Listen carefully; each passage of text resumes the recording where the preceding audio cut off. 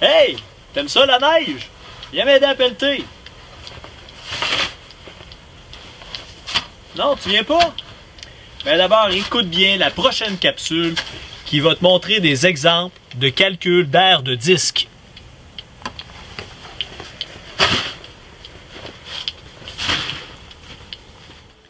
Je te propose 3 exemples pour voir comment appliquer la formule pour l'aire d'un disque. Comment l'utiliser pour trouver la mesure que tu cherches.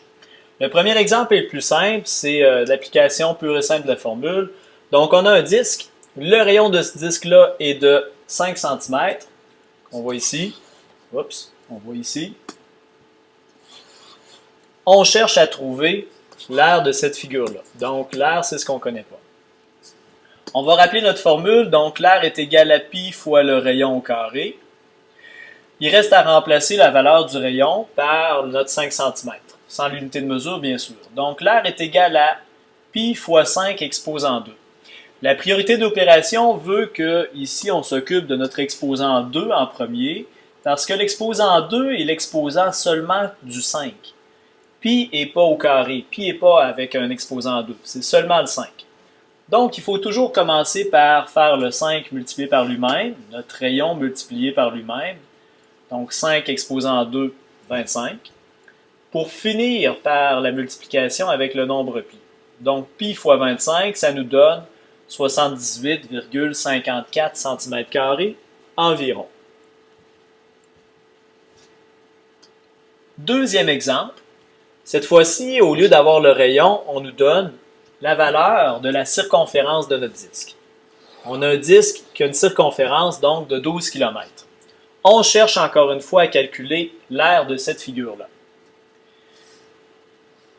Pour la formule d'aire, celle qu'on avait tantôt, l'aire est égal à pi fois le rayon au carré. Vous voyez qu'à l'intérieur de notre formule, on a absolument besoin du rayon. Ça nous prend le rayon pour être capable de travailler. On ne peut pas utiliser directement notre circonférence qu'on avait ici. Il va falloir, à partir de là, trouver la mesure du rayon pour ensuite être en mesure de calculer l'aire de notre disque. Allons-y avec ça. À partir de notre circonférence, trouver le rayon. Circonférence, on rappelle notre formule, pi fois le diamètre. On va remplacer la mesure de la circonférence ici par sa valeur de 12 km. Dans notre petite équation, 12 est égal à pi fois le diamètre. Ce qui veut dire que si on veut trouver la valeur du diamètre, on va se débarrasser de la valeur de pi qui est à droite dans notre équation en divisant par pi de chaque côté, comme on faisait en algèbre au début de l'année. Donc 12 divisé par pi à gauche, pi fois d divisé par pi à droite.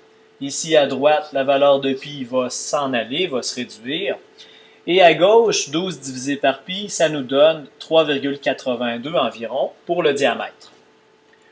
On se rappelle qu'on a besoin absolument de la valeur du rayon qui est ici, donc notre diamètre, on va le diviser en 2 pour trouver la valeur du rayon. 3,82 divisé en 2, 1,91, c'est notre rayon. Donc maintenant, on a ce qu'il faut pour appliquer notre formule pour l'aire. L'aire est égal donc à pi fois le rayon exposant 2. Notre rayon est de 1,91, donc j'ai remplacé le rayon par sa valeur. Comme dans le premier exemple, on commence par mettre 1,91 au carré pour ensuite multiplier par la valeur de pi, ce qui nous donne 11,46 km² parce qu'on a commencé notre problème avec des kilomètres. Troisième exemple, un peu différent, cette fois-ci, on a l'aire de notre disque. On sait que l'aire est de 50 m². Cette fois-ci, on cherche la valeur du rayon de notre disque. On va regarder notre formule d'abord pour voir qu'est-ce qu'on peut faire avec. L'aire est pi fois rayon carré. On remplace l'aire par sa valeur parce que c'est ce qu'on connaît. On connaît la valeur d'aire, donc 50 est égal à pi fois le rayon carré. Et puis, il nous reste à faire seulement un petit peu d'algèbre pour trouver la valeur de notre rayon. On peut toujours commencer par se débarrasser de la valeur de pi. Notre pi multiplie le rayon carré, donc opération contraire pour s'en débarrasser, ce serait de diviser par pi de chaque côté de notre équation. Donc 50 divisé par pi, ici on va ajouter notre petite barre pour la division, 50 divisé par pi à gauche et pi R2 divisé par pi à droite, ce qui veut dire que à droite, la valeur de pi va disparaître, fois pi divisé par pi, ça fait le contraire un de l'autre. Et puis à gauche, 50 divisé par pi, ça donne 15,92 pour le rayon au carré. Cette fois-ci, vous remarquez qu'on va essayer de se débarrasser de l'exposant 2. On veut seulement le rayon et non le rayon carré.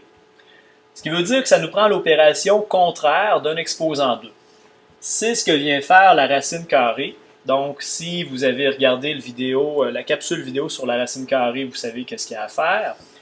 Donc, on aurait à faire ici racine carrée à gauche, racine carrée à droite. Donc, on fait la même opération des deux côtés, toujours en algèbre. Le contraire d'un exposant 2, c'est la racine carrée. Ce qui veut dire que du côté droite, il va nous rester seulement le rayon, c'est ce qu'on voulait. Puis du côté gauche, il nous reste à calculer la valeur, donc 15,92, racine carrée de tout ça, ça donne 3,99 pour le rayon. Ce qui veut dire, dans le cas qui nous intéresse, que le rayon ici serait de 3,99. On a commencé notre problème en mètres carrés. Cette fois-ci, le rayon, c'est une longueur, donc on parle de mètres.